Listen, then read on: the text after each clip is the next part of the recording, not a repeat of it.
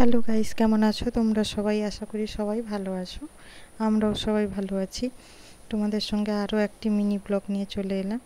এই দেখো, ফ্লিপকার্টে একটা জামা অর্ডার করেছিলাম, ওটা চলে এসছে। ওইটা দেখছিলাম যে কেমন এসছে, ওই জন্যই দেখো কাঁচি নিয়ে বসে পড়েছি।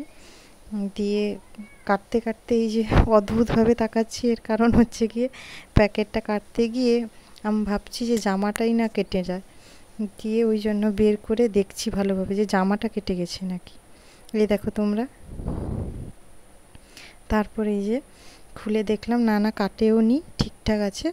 আর জামাটা তো দাম অনুপাতে দারুণ এসছে। একটা ফিডিং কুর্তি ছিল, যেহেতু বেবি আছে, যাদের বেবি আছে তারা তো জানো যে বাচ্চা হওয়ার পরে একটা মানে ফিডিং কুর্তি অত্যন্ত প্রয়োজন কোথাও ট্রাভেল করার জন্য বা কোনো কিছুর জন্য। পুরোটাই কটনের কুর্তি ছিল, ওয়ান পিস এক প্রকার। এই দেখো, যদি ভালো লেগে থাকে চ্যানেলটিকে সাবস্ক্রাইব করে দিও প্লিজ।